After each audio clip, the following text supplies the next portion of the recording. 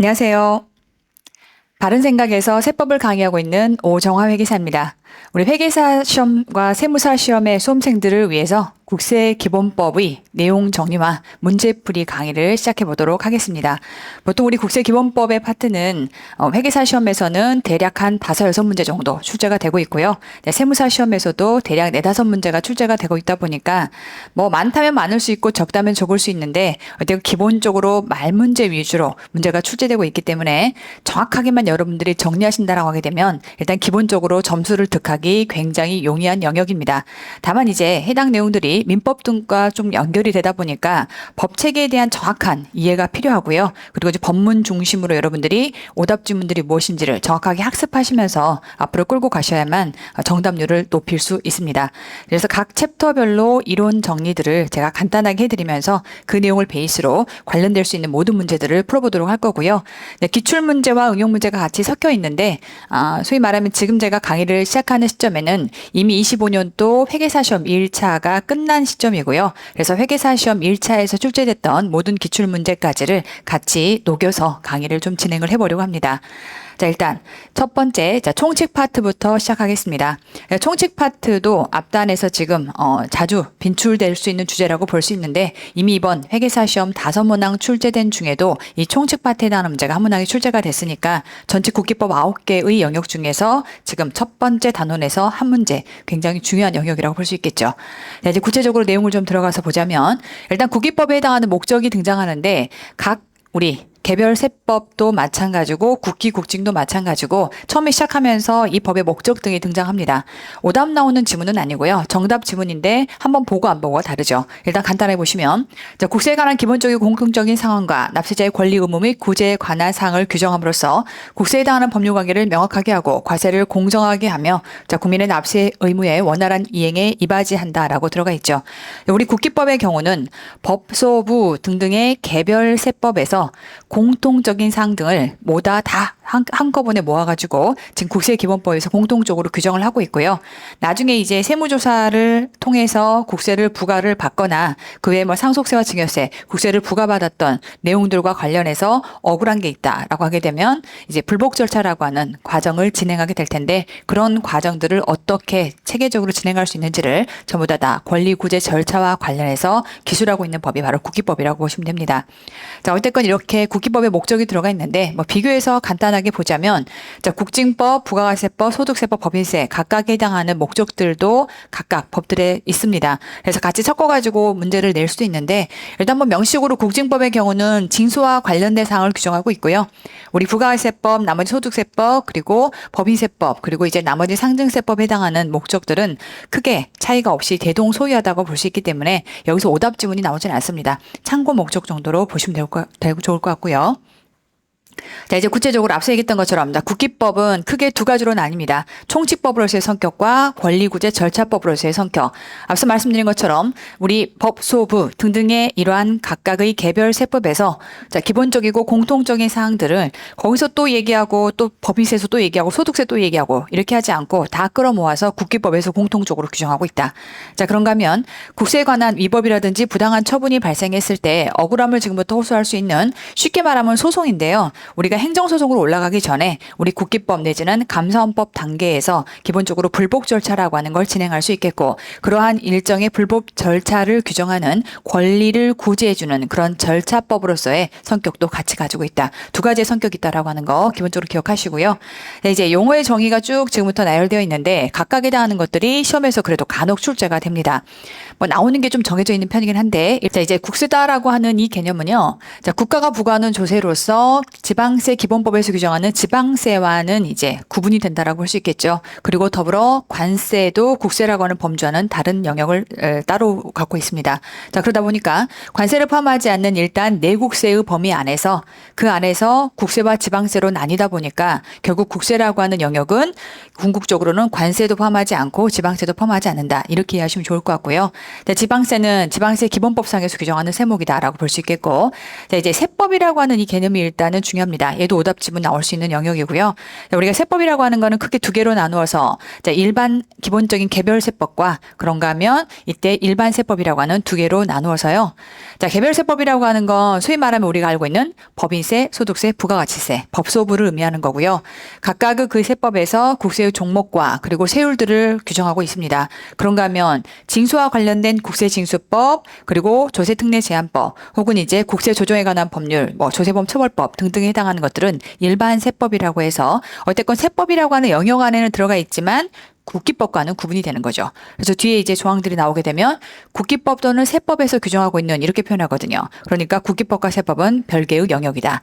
자, 그럼 이제 정리하자면 우리는 지금 이 안에서 국세라고 하는 것을 내국세의 범위로 놓고 그리고 국세와 지방세를 구분을 하다 보니까 그리고 또 세법이라고 하는 영역을 따로 놓다 보니 이제 우리 세법 안에는 국기법도 들어가지 않고 지방세도 들어가지 않고 관세법도 포함되지 않는다라고 하는 거. 그래서 세법이라고 하는 영역을 어디까지를 규정할 거냐라고 하는 게 일단 중요하게 등장하고요.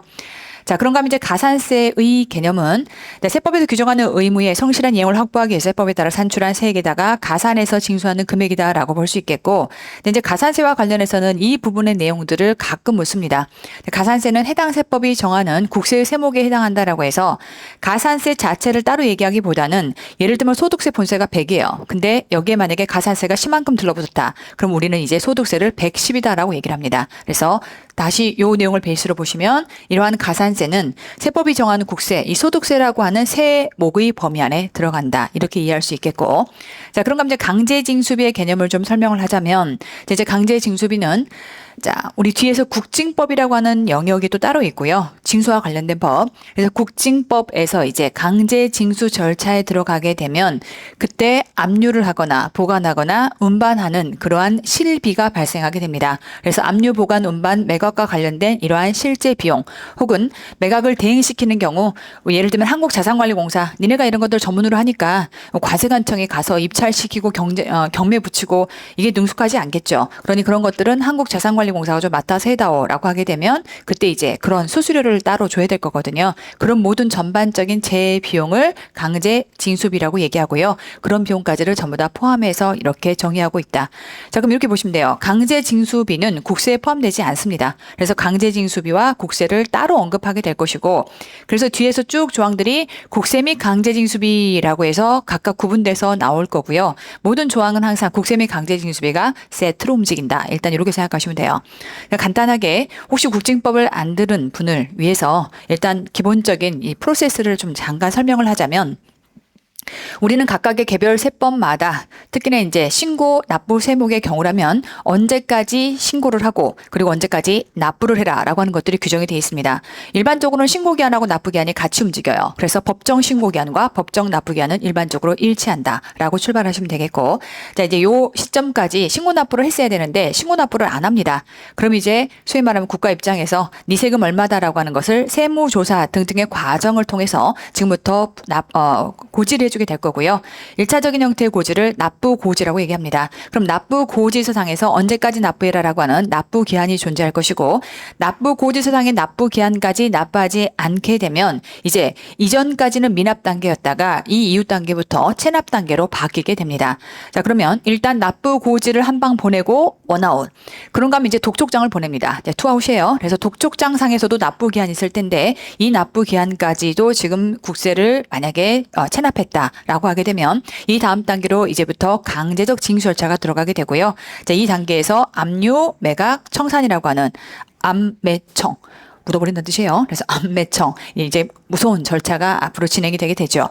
자, 그래서 이제 강제징수 이 과정 안에서 지금 얘기하는 압류나 보관이나 운반, 매각과 관련된 실질 비용을 우리는 강제징수비라고 한다. 이렇게 개념을 이해하시면 좋을 것 같고 지금 이 앞단에 언제까지 신고 납부하세요라고 하는 것들이 개별 세법에서 다루는 영역이라면 이 뒷단에서 지금부터 납부고지 보내서 납부기한까지 냈어야 되고 독촉장에서의 납부기한까지 냈어야 되고 여기까지는 말로 하는 단계인 거고요. 자, 그렇게 말로 했는데도 말을 안 들으면 그다음부터 국가가 자료권을 행사해서 압류라고 하는 무시무시한 절차가 들어가는 거죠. 그 모든 절차들을 지금부터 법으로 기술해 놓은 게 국세징수법의 영역이라고 생각하시면 됩니다.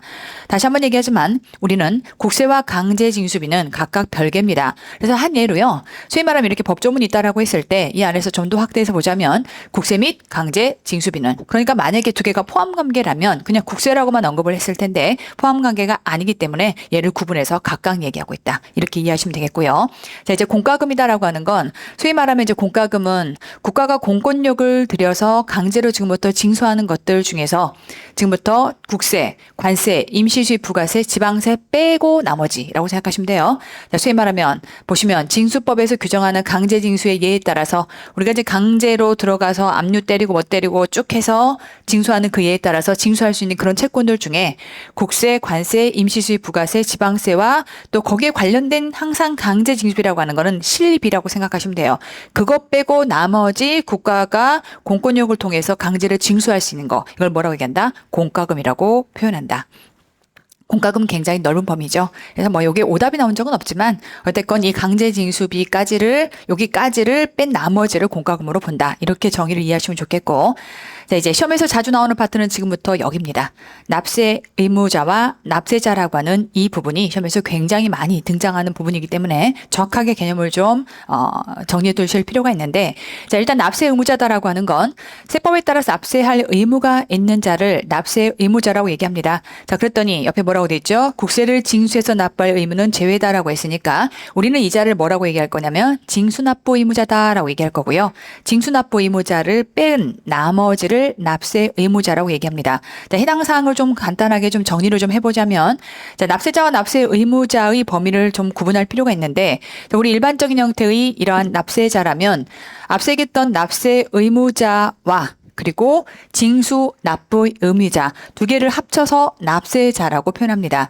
그래서 납세 의무자 안에는 징수 납부 의무자는 들어가지 않는다. 이렇게 구분을 하셔야겠고요.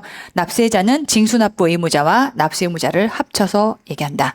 자, 그럼 일단 디테일하게 들어갔을 때, 자, 납세 의무자라고 하는 건, 자, 본래의 납세 의무자 원래 내세금이야. 본래의 납세 의무자.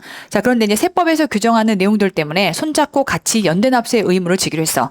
그럼 같이 연대 납세 의무를 져야 되는 상황에서는 얘가 얘 몫을 안 내면 내가 같이 합심해서 내가 이 몫을 내줘야 되는 겁니다. 이걸 연대 납세 의무자라고 얘기하고, 또 세법에서 규정된 사항 때문에 만약에 얘가 지 몫에 대한 세금을 내지 않으면 나머지 부족 부분을 책임져야 되는 게 2차 납세 의무자.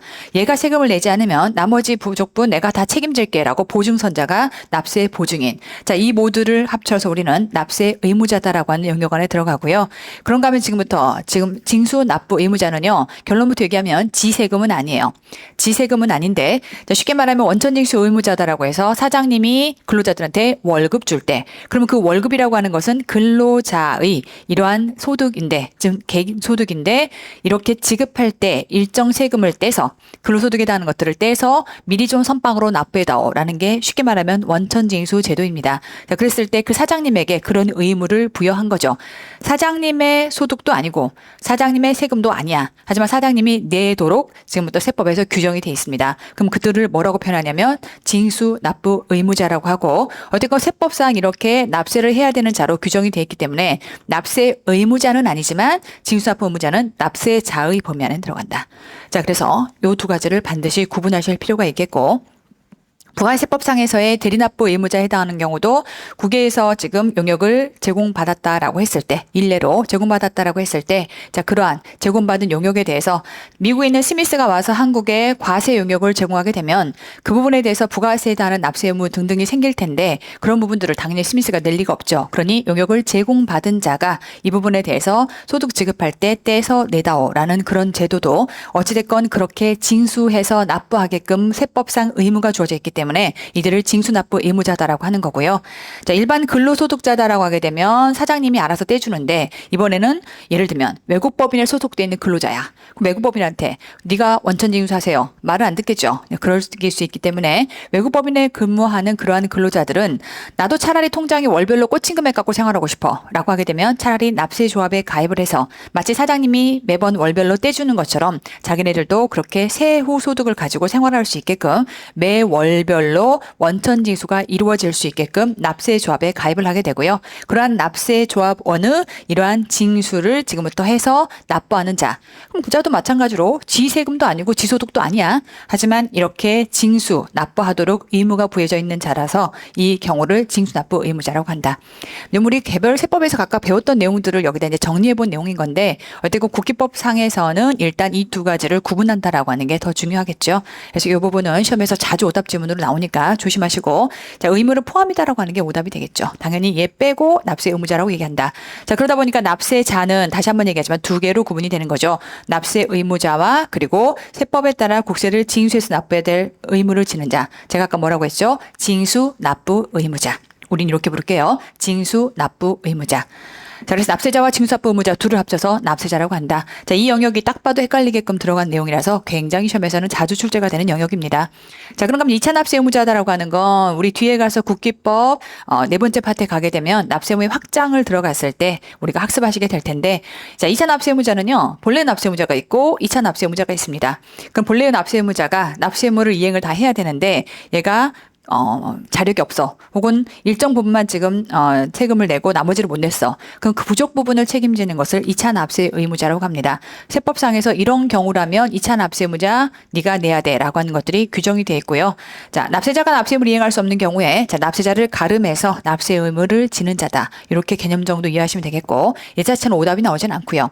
자, 이제 보증인이다라고 하는 거는 뒤에 가서 이제 우리가 납세 담보라고 하는 영역이 따로 있는데 납세 담보를 지금 물적 납세 담보를 내는 경우도 있고 인보증을 세우는 경우도 있어요. 그래서 사람이 지금부터 걱정하지 마. 그럼 내가 내줄게. 라는 형태의 사람의 인보증을 세우는 경우가 있는데 그때 인보증을 선자.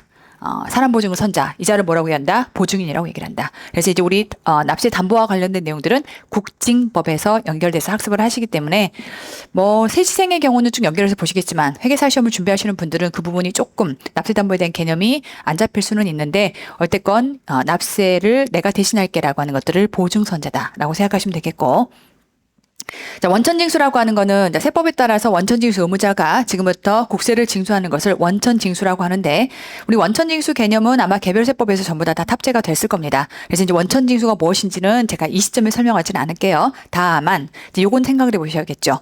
가산세를 포함할 거냐 제외할 거냐. 이렇게 생각해 보세요. 우리가 기본적으로 원천징수라고 하는 건 사장님이 월급 줄 때 근로자의 소득을 기반으로 해서 일정 세금을 선빵으로 떼서 다음 달 10일까지 관할세무서에 내는 것을 원천징수라고 합니다. 그럼 사장님이 근로자 소득을 지급할 때 통장에다 돈 꽂을 때 일정 금액 계산해 가지고서 지금부터 내는 거야. 그럼 이 안에서 가산세가 발생할 이슈가 있다 없다? 없어요. 이 자체는 가산세가 발생할 이슈가 전혀 없는 겁니다. 다만 그런 징수 의무가 있는 사장님이 그 징수 의무를 다하지 않았다라고 하게 되면 얘는 얘대로 따로 원천징수 납부불성실 가산세가 부여가 되는 거지 원천징수하는 과정 자체에서는요. 가산세라는 세액 자체가 나올 수가 없는 거예요. 느낌 아시겠어요? 그냥 자체로 그 금액 안에서 금액만 계산하는 거고요. 사실 금액을 계산한다는 것도 자 질문 들어갑니다. 정확하게 계산하는 거예요? 러프하게 계산하는 거예요? 러프하게 계산해요. 소위 말하면 우리가 근로자의 경우라고 하더라도 간이 세액표 안에서 내가 부양가족이 대략 얼마일 것이고 뭐 연봉이 대략 얼마일 것이고 근데 내가 연말에 받는 상여는 예측이 되지 않기 때문에 대략적인 금액을 가지고 러프하게 계산하는 거라 일정 부분에 대한 징수 의무를 다하는 거지 정확한 금액을 계산해서 지금 납부하는 제도가 아닌 거예요. 그래서 이 안에서는 일단 원천징수라고 하는 것 자체는 이 자체에서는 가산세가 발생되지 않습니다. 그런데 사장님이 징수 의무를 다 했어야 되는데 안 했다라고 하게 되면 원천징수 납부지원 가산세가 부과가 되는 거죠. 자, 그런 의미로 일단 원천징수라는 개념 자체에서는 가산세는 포함한다 제외한다 포함되지 않는다. 느낌 아시겠죠? 당연히 오답이 뭐가 나와요? 포함이 오답이겠죠. 그래서 왜 얘가 포함이 오답이 나올 수 있겠느냐라는 생각을 하시면서 학습하셔야지 무지성으로 때려 외우는 거는 한계가 좀 있습니다. 자, 그럼 이제 과세기간 갑니다. 자, 과세기간을 소위 말하면 과세관청 입장에서 세금을 얼마 만에 한 번씩 걷어들일 거냐? 그럼 이제 우리는 세금을 언제 지금부터 무엇에 대해서 징수하지라고 하는 개념부터 탑재해 보자면 기본적으로 부가세라고 하는 거는 소비되는 재화 용역에 대해서 세금이 들러붙습니다. 그런데 이제 소비되는 재화 용역에 쉽게 말하면 단일세율 10%를 부여하다 보니까 어떤 의미에서는 기업은 매출액의 10%가 결과적으로 부가세로 잡히는 거예요. 그러면 생각해 보면 굉장히 커요. 만약에 100억어치 팔잖아요. 내야 될 세금이 쉽게 말하면 그냥 10억인 거야. 금액이 굉장히 큽니다. 그래서 이거를 1년치를 묻어놨다가 한꺼번에 내라 그러면 이거는 반드시 기업은 돈이 없습니다.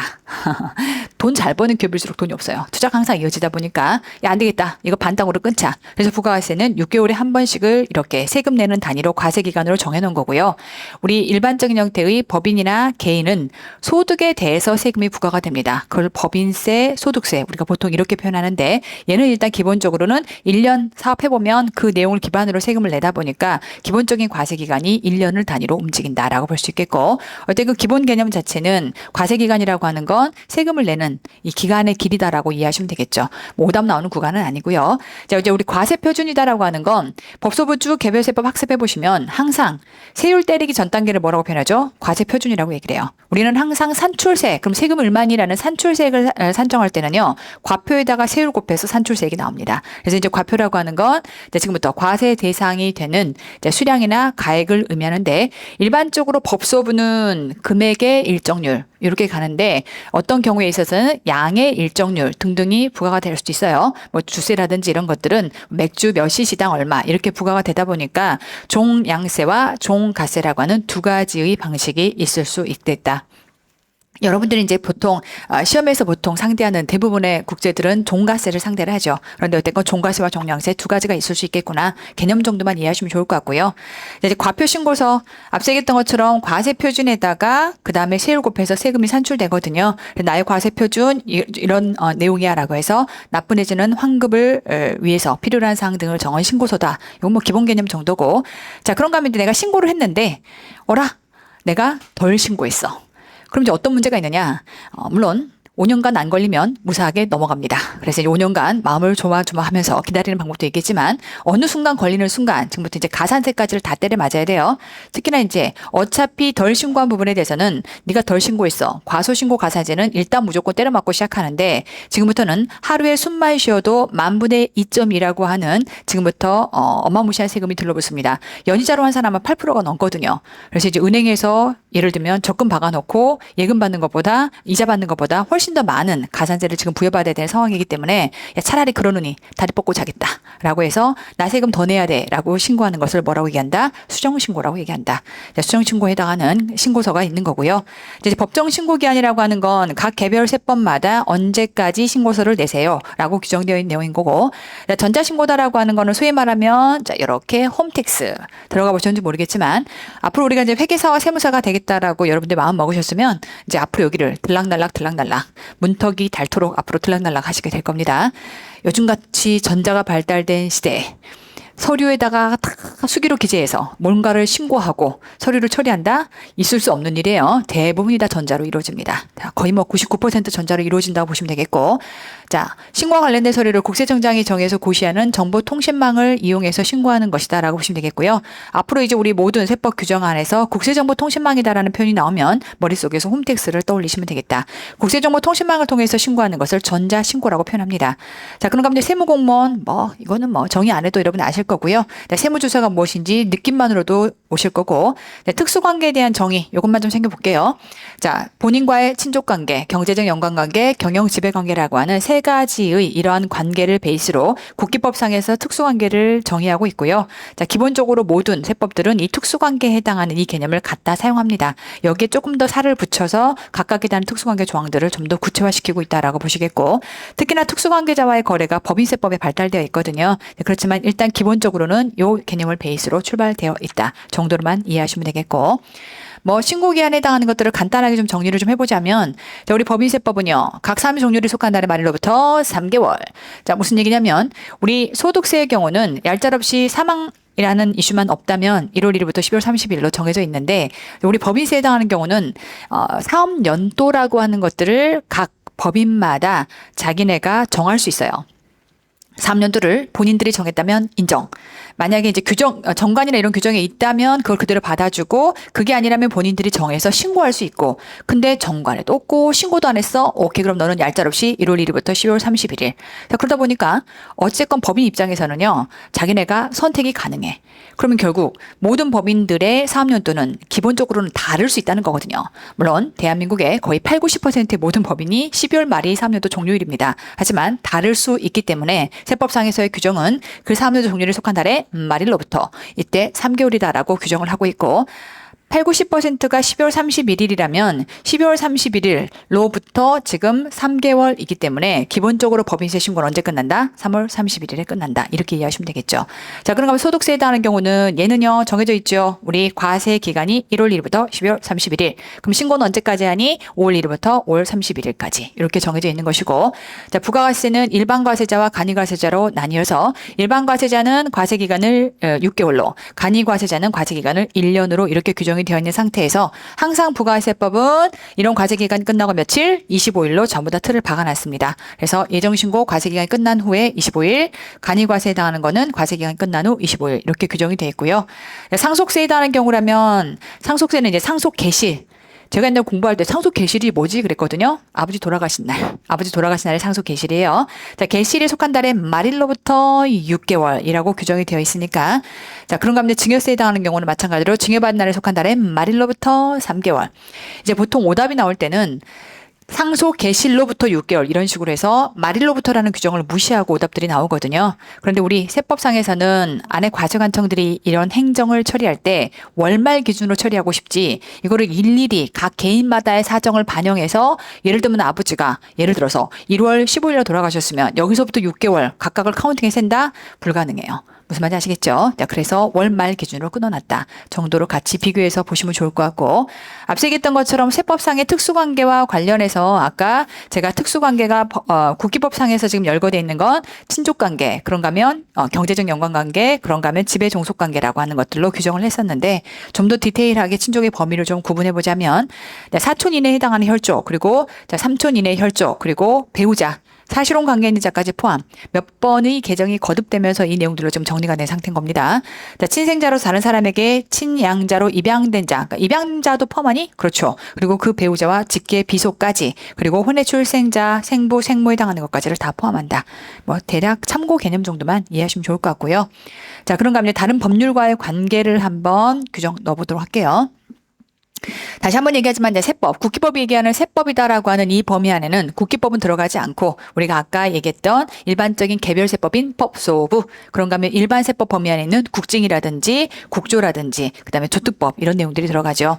자, 이들과의 관계에서는요. 자, 일단 국기법은 뒤로 짜집니다. 뒤로 가는 거예요. 그래서 국세에 관한 세법에 별도의 규정이 있는 경우를 제외하고는 국기법이 정하는 바를 따른다라고 했으니까, 바꿔 얘기하면 그러면은 개별세법이 별도 규정을 두면 그때는 누가 우선이야? 개별세법이 우선이야? 라고 표현하고 있는 거예요. 그래서 법 문구를 일단 해석할 수 있어야겠고, 개념으로만 탑재를 하자면 개별세법이 국기법보다 우선이구나 라고 이해하시면 되겠고, 자, 그래서 개별세법이 국기법보다 우선합니다.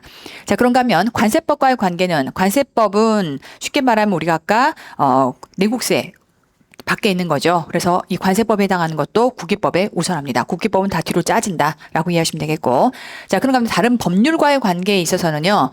자, 이제 우리가 뒤에 가서 억울해라고 하는 소송을 진행하고 싶을 때는 반드시 일단 기본적으로 국기법상의 이러한 소송 절차를 거치고, 그리고 나서 외부의 행정법의 단계로 올라가야 합니다. 그래서 일단 기본적으로는 자, 국기법이 행정심판법보다 우선할 수밖에 없다. 이제 여기서는 다 국기법이 짜진다라고 하더니 이때는 이제 쥐가 박히는 거네요. 왜냐하면 국기법 적용하고 행정소송법으로 올라갈 거니까.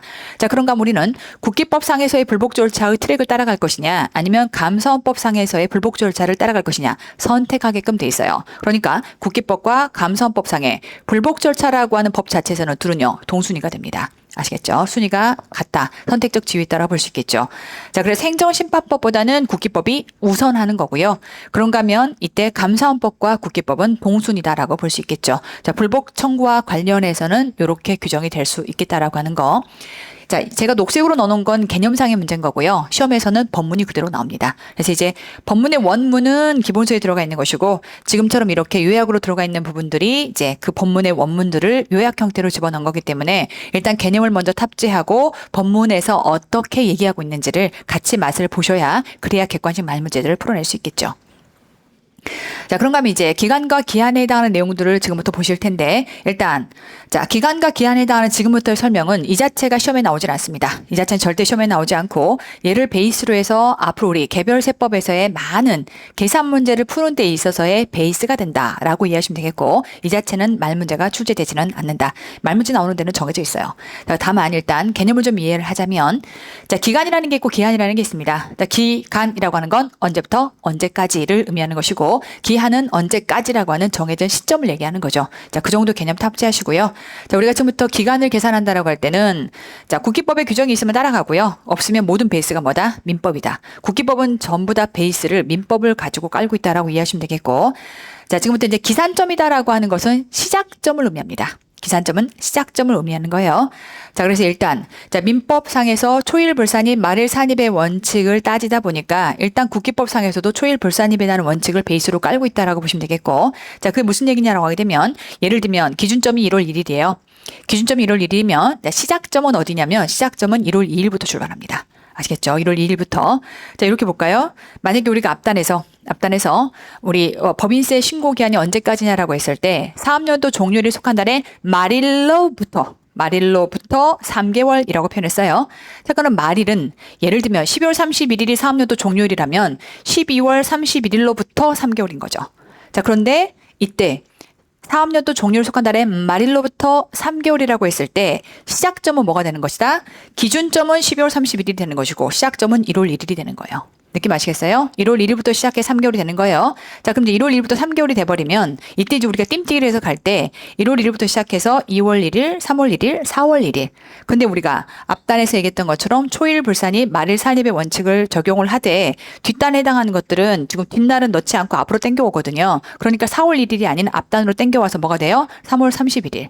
자, 그런데 이렇게 보시면 돼요. 아니, 뭘 그렇게 복잡하게 세워? 그냥 S당초 기준일이 1월 1일이었으면 여기서부터 출발해서 3개월을 그냥 띰뛰기 하면 되죠. 왜냐면 우리는 뭐가 복잡해졌던 거냐면 기산점부터 출발해서 3개월 띰뛰기 한 다음에 그날 빼고 앞으로 와. 그럼 세상 멍청하게 여기서부터 시작해서 3개월 띰뛰기 한 다음에 앞으로 오지 말고 그냥 여기서부터 시작해 3개월 띰뛰기 하면 되지 않겠느냐. 그렇다면 12월 31일부터 띰뛰기 시작할게요. 1월 31일, 2월 31일, 3월 31일 이렇게 가는 거죠. 느낌 아시겠죠? 2월 31일이 어딨어? 2월 28일 다 알아먹었죠? 3월 31일까지. 자, 요렇게 해서 최종적인 법인세 신고 기한이 마련이 되는 거라.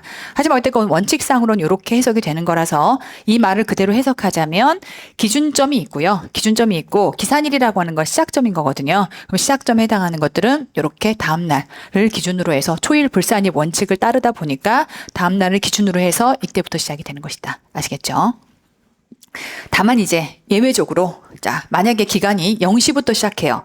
그럼 0시부터 시작할 때는 얘는 초일을 산입한다라고 해서 만약에 기준일에 시작이 0시부터 시작하는 거라면 12시 땡 하고 나서 이제 달아가는 요 시작부터 시작하는 거라면 이때는 기준일과 기산점이 같습니다. 자, 이게 적용되는 우리 세법상의 원칙은 크게 없으니까 크게 신경 쓰지 마시고요. 연령 계산할 때는 출생일을 기본적으로 산입한다라고 해서 출생일 자체도 지금부터 기산점으로 시작이 될 수 있다. 자, 우리가 의미 있는 건 1번 정도가 의미가 있다라고 보시겠고 이도 말 문제로 나오진 않습니다. 자, 그런가 하면 이제 기간의 만료점, 기간 말일의 종료로 그 기간이 만료가 된다라고 할 때 기본적으로 기간의 말일이 만료점이 되는데 다만 이제 이러한 내용들 기간의 주, 월, 연으로 정할 때 달력에 따라 계산한다라는 개념이고요. 즉 월이나 연의 장단의 문제를 삼지 않는다. 어떤 때는 365일이 1년인 경우가 있고 어떤 때는 366일이 1년인 경우가 있는데 365일이든 366일이든 우리는 둘 다 똑같이 1년이라고 부릅니다. 자, 그다음에 31일짜리에 한 1개월 있고요. 30일짜리 1개월 있고 28일짜리 1개월 있죠. 하지만 우리는 모두를 뭐라고 부른다? 1개월이라고 부른다. 자, 그런 개념인 거고. 자, 그런가 하면 이번에는 주, 월, 연에 처음으로 기산하지 않을 때는 최후의 주, 월, 연에서 그 기산일에 해당하는 날에 전일로 기간이 만료한다. 아까 제가 설명했던 내용이에요. 자, 사업연도 종료를 속한 날에 말일로부터 3개월 하게 되면 기산일은 언제다? 1월 1일. 자, 그러고 나서 띰뛰기를 했더니 4월 1일이야. 그랬더니 이때 기간을 기산하지 않을 때 처음으로 기간을 기산하지 않는다는 얘기는 사업연도 종료를 속한 달에 말일을 기산하지 않았죠. 우리가 시작점 뭘로 봤어요? 1일부터를 시작점으로 본 거죠. 그러면 그때 최후의 주, 월, 연에서 그 기산일에 해당한 날에 전일을 기간의 만료로 보다 보니까 1월 1일부터 띰뛰기를 하면 4월 1일이 되는데 그 전날 언제? 3월 31일이 만료일이 되는 거예요. 이 원칙 때문에. 그래서 아까 제가 말했던 것처럼 멍청하게 그렇게 할 일이 뭐가 있냐. 그냥 애시당초 기준점부터 시작해서 3개월을 갖다 연결해버리면 되겠다. 이렇게 산식을 가져갈 거고요. 자, 요걸 사례로 얘기하자면 갑니다. 기산일은 시작점이에요. 그러면 2월 10날을 기준으로 일주일이래.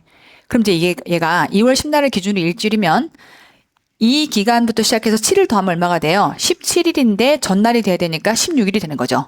근데 그렇게 복잡하게 생각할 거 없이 기산일이 2월 10날이면 초일 불산일이었기 때문에 2월 10날부터가 기산일인 거거든요. 그럼 전날 며칠부터 처음에 기준점이었던 거야? 2월 9일이 기준점이었던 거야. 그럼 그냥 2월 9일에다가 7을 더하면 돼요. 느낌 아시겠어요? 2월 9일에다가 7을 더하면 2월 16일이 바로 튀어나옵니다. 이 개념인 거예요.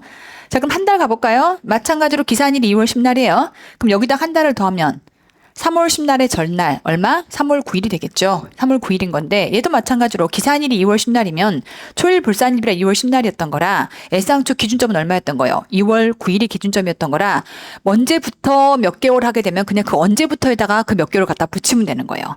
느낌 아시겠죠? 자, 그래서 2월 9일부터 한 달이면은 3월 9일로 이렇게 떨어져 나오는 것이고, 연 갑니다.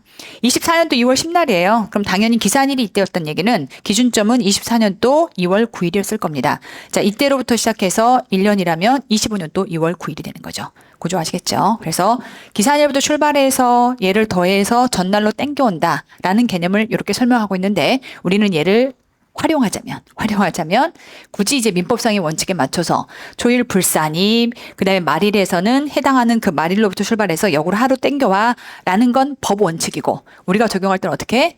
그냥 기준점부터 시작해서 그냥 3개월 성금성금 1년 성금성금 한꺼번에 가버리면 되겠다. 이렇게 이해하시면 되겠고 보통 이제 이게 헷갈리다고 많이 물어보신 분들이 많아서요. 자, 그런가 하면 이럴 수 있죠. 이제 그다음부터 쉬워요. 월 또는 연으로 정한 경우에 최초의 월에 해당하는 달의 일이 없을 때는 그 월의 말일로 기간이 만료가 되는 것이다. 갈게요. 한 달 기간이에요. 한 달 기간. 그럼 기산일이 1월 31일이면 우리는 한 달 기간이라고 했을 때는 1월 30날을 기점으로 해서 한 달을 갖다 넣을 거고요. 그러면 2월 30날인데 간다. 2월 30 있다 없다? 없어요. 그럼 2월에 가장 말일은 얼마가 되는 거죠? 2월 28일. 29일까지가 그해 있었다면 29일로 가는 거고 이런 형태로 만료점을 그 월의 말일로 삼는다라는 개념인 거고요. 자, 여기까지가 말 문제는 안 나오는데 뒤에 가서 우리가 법소부를 계산할 때의 실질적인 계산 문제를 베이스로 볼 때의 개념이었던 거고요. 자, 지금부터 시험에서 요거 단골로 나옵니다. 그러니까 제가 강의하는 중에 단골로 나온다라고 하는 거는 긴장감을 좀 가지고 보시는 게 좋겠죠. 뭐 법소부는 알아서 하시고 지금 당장 우리는 이제 국기법 어떻게든 이거 먼저 문제 건져야 되는 거니까 자 일단 보시면 토요일 일요일 공휴일 대체 공휴일 근로자의 날 전부 다 빨간 날 쉬는 날이죠. 자 이 날짜가 지금부터 기한이다. 이 날짜까지라고 되어 있는 상태에서 그게 토요일에 걸려들었다라고 하게 되면 그 다음에 이제 다음 날은 일요일이 될 거고요. 그럼 일요일 날 다음 날이 혹시나 5월 1일인데 근로자의 날이야 라고 하는 순간 월요일이 근로자의 날이면 우리는 이제 기한은 언제까지로 넘어가는 거예요? 5월 2일까지로 넘어가는 겁니다. 아시겠죠? 화요일까지로 넘어가는 거예요. 다음날 기준이다. 이게 중요하겠고 사례 문제로도 물어볼 수 있어요. 그러니까 이런 거죠. 우리가 기한의 만료가 토요일 날로 걸린 거야. 그러면 일요일. 근데 그러면은 일요일도 아니니까 넘어갔을 때 하필 또 5월 1일이 월요일이야. 근로자의 날. 그럼 근로자의 날도 지금 빨간 날로 빼라 그랬으니까 결과적으로는 뭘로 가는 거죠? 5월 2일로 가는 겁니다. 왜 근로자의 날이 들어가요? 과세관청이 근로자라서 과세관청이 근로자라서 포함시키는 거다. 어버이날도 있고 어린이날도 있을 텐데 뭐 그런 것들은 뭐 대체공휴일로 다 들어가는 거고요. 공휴일과 대체공휴일로 다 들어가는 거고 어쨌건 근로자의 날도 들어가는 이유가 과세관청이 근로자라서 이렇게 이해하시면 좋겠고요. 자, 시험에서 얘가 제일 오답으로 많이 나옵니다. 갑니다.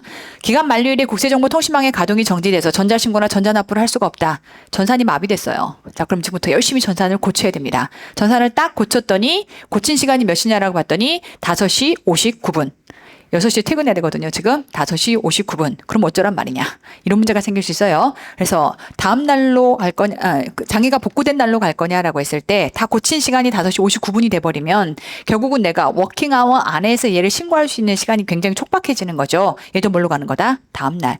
오답은 당연히 뭘까요? 장애가 복구된 날이 오답입니다. 아시겠죠? 둘 다 다음 날, 다음 날. 그러니까 변수가 생기면 이렇게 보시면 돼요. 변수가 생기면 다음 날. 느낌 아시겠죠? 그러니까 그 날로 들어가 있는 게 오답이다. 자, 이렇게 보시겠고, 자, 이제 서류의 송달의 내용을 보실 텐데요. 여기는 이제 이 개념 자체를 좀 여러분이 정확하게 좀 이해를 하고 시작하셔야 되는 게, 지금부터 서류를 송달한다라고 했을 때, 이렇게 보셔야 돼요. 과세관청이 납세자에게 서류를 보내는 경우가 있고, 그다음에 납세자가 자기가 신고 납부해야 되는 그러한 서류에 대해서 과세관청한테 보내는 경우가 있어요. 자, 이제 세법은 어떤 경우든 간에 납세자에게 불리하지 않게끔 규정되어 있습니다. 세법은 절대 양아치가 아니에요. 납세자가 뭔가 악의적인 의도를 가지고 뭔가 세법을 이용하려고 하지 않는 경우 빼고는요. 죄다 납세자에게 유리하게 규정되어 있어요. 자, 그럼 가만 볼게요. 자, 과세관청이 납세자한테 보내는 거야. 과세관청이 납세자한테 보내는 건데 보내는 과정에서 여러 가지 문제가 생길 수 있어요. 근데 그거를 과세관청에 야, 나 발신했으니까 그리하라. 이러면 안 되는 거고 납세자가 받아야 장땡이다. 이렇게 보셔야겠죠. 자, 그러니 과세관청이 납세자에게 보낼 때는 얘는 도달주의 방식을 따라가는 거고요. 반대로 이번에는 납세자가 지금부터 서류를 보냅니다.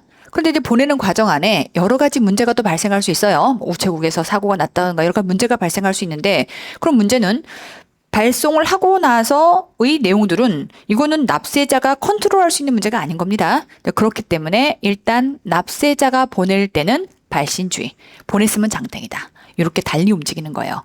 그래서 이제 뭐 민법상에서는 기본 베이스가 도달주의를 베이스로 가는데 어쨌든 우리는 얘는 누가 보냈느냐에 따라서 달리 움직인다라는 것을 깔고 일단 법문을 해석할 수 있어야 됩니다.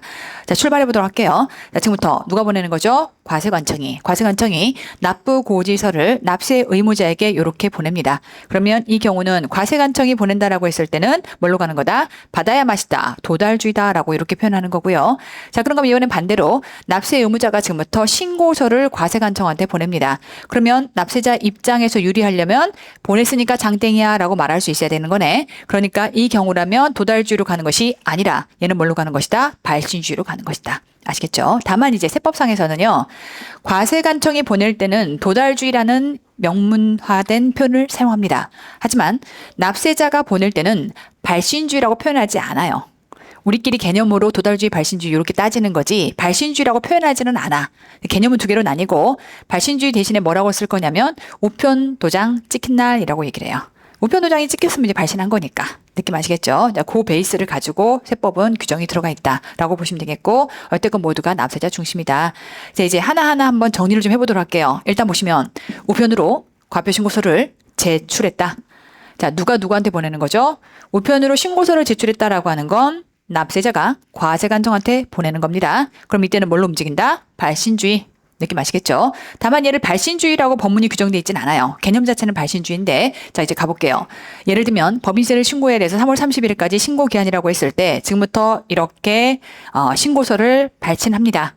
다만 발신주의다라는 방식은 알겠는데 그러면 언제 발신했다고 볼 거냐? 세법은 이제 이렇게 기준이 돼야 되겠죠. 세법 뭐라고 얘기하냐면 자, 우편도장 찍힌 날. 아시겠죠? 우편도장 찍힌 날이다라고 이렇게 기술을 할 것이고 예를 들면 우편도장이 찍힌 건 3월 30날 찍혔어요. 그런데 보통 우리가 이렇게 배송이 된다라고 하면 한 2, 3일 정도가 걸리거든요. 그러다 보니까 이제 기한이 넘어서 4월 1일 날 과세관청에 도달이 됐다. 자, 그러면 신고 기한이 넘었다라고 볼 것이냐? 아니면 신고 기한 내에 우리가 인정을 해줄 것이냐, 효력이 있다라고 인정을 해줄 것이냐라는 부분에 있어서 다시 한번 납세자가 과세관청한테 보내는 거 뭐래요? 발신주의. 근데 그 발신주의의 이 판단 기준이 뭘로 가는 거다? 우편도장 찍힌 날. 그럼 우편도장이 3월 30날 찍혔기 때문에 비록 도달은 신고 기한이 지났다 하더라도 경과했다 하더라도 얘는 적법한 신고로 인정이 되는 거죠. 느낌 아시겠죠? 자, 그런데 이제 문제는 우편도장이 이렇게 찍혀 있으면 괜찮은데요. 문제는 우편도장이 어쩌다 보니까 나의 잘못은 아니지만 최신간서에서 이렇게 우편도장을 찍었어야 되는데 이게 지금 애매해. 우편도장이 지금 찍히지 않았거나 이게 애매하다라고 하게 되면 야 그럼 어떡할 거냐라는 문제가 생기는 거예요. 그럼 이거 안 찍혔으니까 난 모르겠고 이 이후에 4월 1일 도달했으니까 얘는 유효하지 않아 라고 해버리면 납세자에게 너무 불리한 결과가 되죠. 도장은 누가 찍어요? 우체국이 찍어요. 이것도 국가관계관이 찍는 거야. 그래서 어쨌건 이렇게 만약에 도달했다라고 하게 되면 그때는 이제 간주 규정이 존재합니다. 통상 걸리는 배송 일수를 기준으로 해서 역산을 해줍니다. 그러면 일반적으로 이러한 예를 들면 신고서가 배송이 되는 데까지 이틀이 소요가 된다라는 것을 가정을 해보면 4월 1일 날 도착했을 때 역산했을 때 이틀은 얼마 되는 거죠? 얘네는 3월 30일이 되는 거죠. 아, 그럼 발신은 3월 30일이겠구나 라고 인정됨으로써 마찬가지로 해당 신고도 뭐가 된다? 유효한 거래가 되는 것이다. 느낌 아시겠죠? 자, 이제 그 내용을 법문으로 한번 실어보도록 할게요. 자, 우리 기본적으로 민법상에는 도달주의를 베이스로 갑니다. 자, 그럼에도 불구하고 그러니까 얘는 원래 그렇다는 거고 자, 지금부터 이제 얘가 시험에 나오겠죠. 다시 한번 서류 제출이라고 하는 건 누가 누구에게 라는 생각을 먼저 하셔야 돼요. 서류 제출은 납세 의무자가 과세관청에게 자 그러면 납세자의 권리보호가 필요할 때 첫 번째 우편으로 과표 신고서 등을 지금부터 보낸다라고 하게 되면 그때는 발신주의. 자 근데 발신주의는 내가 하는 얘기인 거고 실제 법문에서는 뭐라고 나온다? 우편 도장 찍힌 날이다라고 이렇게 표현한다. 자 그런가 하면 우편으로 불복 청구서를 보내는 것도 마찬가지예요. 얘는 이제 신고 선고고요. 얘는 청구 선고고요. 그래서 신고나 신청할 때 신청 청구라고 표현하겠고 그런 모든 내용들은 우편 도장 찍힌 날을 기준으로 해서 판단한다라고 보시겠고 다만 이제 우편 도장이 찍히지 않았거나 분명하지 않다라고 하게 되면 간주 규정이 존재합니다. 그럼 내가 이거는 이렇다고 봐줄게 라는 규정으로서 통상 걸리는 배송 일수를 기준으로 발송한 날로 인정된 날. 느낌 아시겠죠? 그래서 이걸 통해서 역사 안에서 적법하게 신고 기한 내에 지금부터 발신을 했는지 안 했는지를 따져보는 거고요. 자, 오답지문 요거 자주 나옵니다. 우편으로 제출한 불복 청구서가 불복 청구 기간을 지나서 도달한 경우 우리가 지금 아직 불복 단계라고 하는 거를 학습하지 않았지만 우리는 이제 나 억울해라고 하는 것들에 대한 권리 고제 절차로 불복 청구 단계가 있는데 이 불복 청구 단계는요. 일단 기본적으로는 국기법상의 혹은 감선법상의 불복 단계를 거치고 그리고 행정소송 단계로 올라가야 되기 때문에 철저하게 기간들이 정해져 있습니다. 기본적으로는 90일 단위로 이렇게 정해져 있다 보니까 그렇다 보니 만약에 90일이 넘어서 만약에 내가 청구했다. 적법한 청구가 인정되지 않아요. 그러면 절차상의 하자가 생기기 때문에 애당초 이 자체는 유효하지 않다로 각하시켜버립니다. 이거 볼 가치도 없어 라고 던져버리는 거예요. 그러니까 철저하게 그 기한을 지금부터 지켜가는 게 너무나 중요한데 이때 불복 청구서가 청구 기간을 지나서 도달했어요. 하지만 잘 생각해 보세요. 납세자가 청구서를 보내는 거네. 그럼 기한이 지나서 도달했다 하더라도 보낼 때 어쨌냐가 중요하겠다. 그럼 내가 보낼 때는 기한 내에 보낸 거야. 근데 도달만 지금 기한이 지나서 도달한 거야.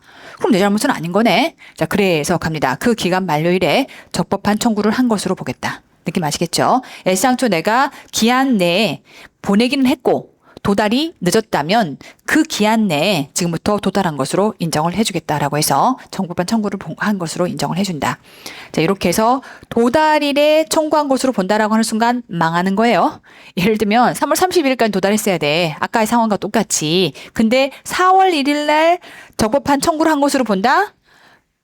모순이 되는 거죠. 3월 31일까지 했어야 적법한 거야. 근데 4월 1일에 도달했다고 그 도달일에 적법한 청구를 한 것으로 본다라고 법문구가 들어가 버리면 만약에 이제 지문이 들어오면 얘는 모순된 지문이 되는 거예요. 걔가 오답으로 자주 나옵니다. 아시겠죠? 뭘로 가야 돼? 기간의 만료일에. 이게 오답으로 많이 나오고요. 자, 그럼 지금부터 전자신고 요것도 중요합니다. 전자신고. 이게 이번에 우리 25년도 회계사시험 1차 지문으로 출제가 됐었어요. 전자로 신고한다는 얘기는 홈택스로 신고를 하겠다라고 하는 건데 자 갑니다. 국세청장에게 전송된 때. 이런 거죠. 국세청장에 전송된 때다라고 하는 건 그냥 내가 전자로 신고할 때는 홈택스에다가 다 넣고 나서 그냥 클릭하면 되는 거예요. 클릭하는 순간 전자에서 큰 이슈가 없는 이상은 무조건 국세청장에게 전송이 되고요. 정상적으로 입력됐습니다라고 하는 문구가 떠요. 그럼 이건 전송이 된 거니까 if 관할 세무서가 미쳤나 봐. 안 까봤어. 안 까봤어. 내 잘못이 아니다. 아니다라고 하는 거예요. 발신주를 베이스로 만들어진 거죠. 아시겠죠? 전송만 됐다면 그다음부터는 상대방이 받는지 안 받는지를 따지지 않는다라는 개념으로 이해하시면 되니까 국세청장에게 전송됐다라고 보시면 되겠고요. 여기다 조금 더 살을 붙여서 보자면 우리 앞에서 지금 과표 신고서라고 하는 건 이런 것들을 의미하는 거구나. 오답지문 안 나올 거고요. 불복 청구서는 이런 것들을 의미하는 것이고 다만 이제 요거 챙겨갈게요. 요거 3번. 이게 이제 공무원 시험에서는 한번 오답지문으로 나온 적이 있습니다. 자, 우리가 이제 전자신고 한다라고 했을 때 전자신고 때 제출해야 되는 이런 예를 들어 수출 대금 입금 증명서 등에 해당하는 건 따로 지금 서류를 제출해야 되는 문제가 생길 수 있어요. 얘는 따로 홈택스를 통해서 따로 서류를 제출해야 된다라고 하게 되면 자 갑니다. 자 그런 서류에 대해서는 며칠 10일 범위 안에서 제출 기한을 연장할 수 있다. 이런 서류를 제출해야 됐는지 몰랐을 수 있어. 근데 안에 봤더니 들어가 봤더니 이 서류를 지금 마련해서 제출을 해야 되는 거네 라고 하게 되면 얘는 10일의 범위 안에서 제출 기한을 연장할 수 있게끔 특례 규정이 들어가 있기 때문에 여기서의 오답은요. 저 10일을 갖고 장난칩니다. 일주일, 3일, 5일 막 장난하니까 10일이라고 하는 것들 잘 챙겨서 공무원 시험에서는 한번 오답 지문이 나온 적이 있으니까 챙겨두시고요.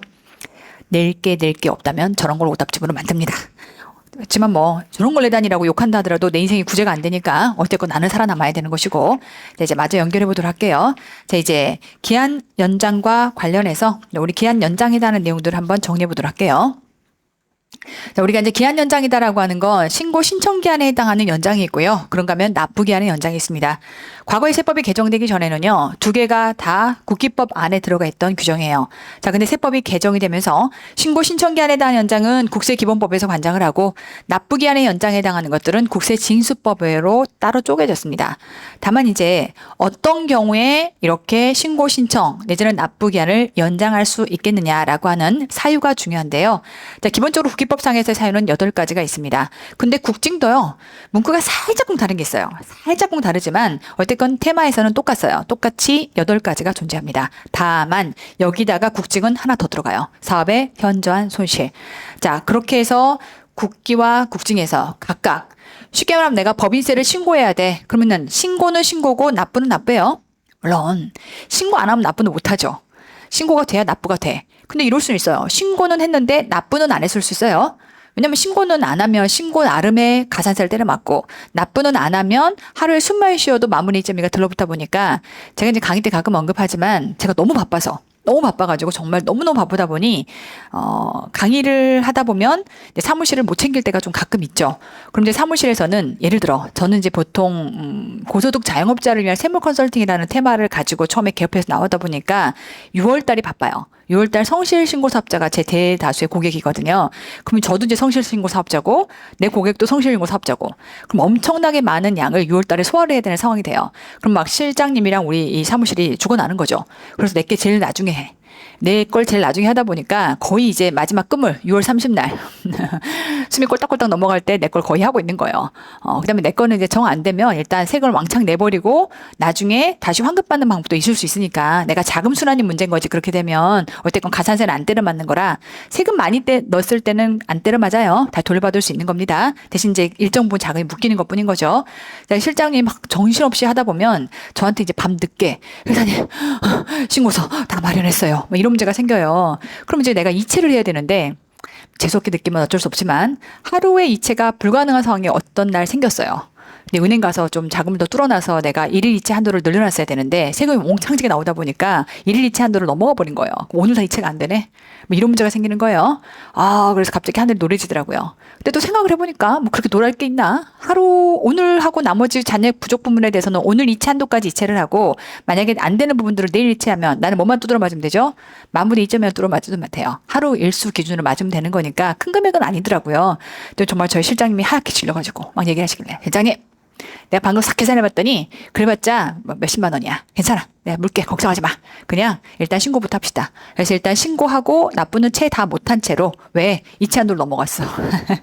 시간이 막 거의 11시 임박한데 전자로 납부하려면 11시까지밖에 납부가 안 되거든요. 근데 그렇게 한 경우도 있어요. 그러니까 뭐 돈이 없어서 납부를 다 못하는 경우도 있고 나같이 정신없이 못 챙겨가지고 시간이 없어서 못하는 경우도 있고 뭐 등등. 자, 어쨌건 그때 신고 따로 납부 따로 갈 텐데 신고에 해당하는 것들을 연장하는 그런 규정이 있고요. 납부의 기한을 연장해주는 규정이 있고요. 다만 납부기한의 연장 안에는 사업의 현저한 손실이 들어가다 보니까 당연히 시험에서는요. 신고기한 연장의 사유 안에 뭐가 껴들어가요? 사업의 현저한 손실이 껴들어가고 그게 오답이 되겠죠. 자, 그런가 하면 내가 신고 신청기한을 연장받고 싶다 내지는 납부기한을 연장받고 싶다 혹은 연장해주고 싶다라고 했을 때는요. 절차가 어떻게 되느냐라고 할 때 지금부터 과세관청이 기다려줄게 라고 하는 모든 규정은 자 이때 신청과 직권 둘 다가 다 가능합니다. 우리는 쭉 국기부터 국징까지를 배우게 되면 이때 신고기한의 연장, 납부기한의 연장, 압류매각의 유예라고 하는 3가지 테마를 배우게 될 텐데 이 모든 내용들은 전부 다 신청, 직권 둘 다 가능합니다. 그러니까 이제 오답이 뭘 거냐면 신청해야만 가능하다 혹은 직권으로만 가능하다 한쪽 박자를 가지고 얘기하는 게 오답이 될 거거든요. 일단 둘 다 가능하다라는 것을 베이스로 자, 지금부터 출발합니다. 자, 일단 신고 신청기한에 대한 연장이 뭐라고 테마가 들어갔냐면 천재지변동으로 인한 기한 연장이다라고 들어가 있는데 이게 신고 신청기한의 연장이라고 생각하시면 돼요. 천재지변 등에 해당하는 사유로 국기법, 세법에서 정하는 신고, 신청, 청구, 그 밖의 서류의 제출, 통지를 정해진 기한까지 할 수 없다라고 인정하는 경우나 그러면 이렇게 인정하는 거 누가 인정해 주는 거야? 과세관청이. 그럼 직권으로 인정해 주는 거네?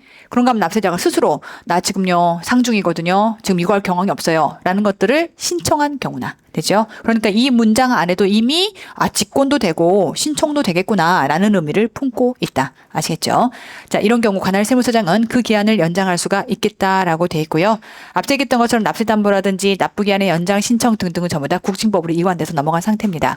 연장 방법은 방금 얘기했던 것처럼 신청, 직권 둘 다가 다 인정이 된다. 어느 한쪽 박자만 나오면 오답이 되겠고요. 자, 이제 갑니다. 연장 사유는 일단 기본적으로 8가지입니다. 첫 번째, 천재지변. 그 다음, 납세자가 화재, 전화, 그 밖에 재해를 입거나 도난을 당한 경우, 납세자 또는 동거가족의 질병, 중상해, 그런데 몇 개월, 이런 숫자 갖고 장난 많이 쳐요. 6개월입니다. 그런가 하면 이때 사망하거나 상중인 경우, 자, 정전 프로그램 등의 오류로 인해서 정보통신망이 정상적으로 가동이 불가능한 경우, 우리가 보통 세금 내려면요, 은행 통해서 내죠.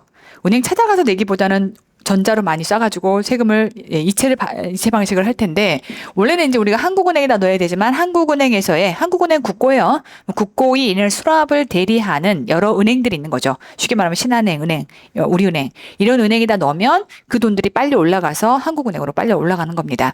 자, 어쨌건 이런 모든 내용들이 정보통신망이 마비가 돼서 낼래야 낼 수가 없는 상황, 신고해서 낼래야 낼 수가 없는 상황.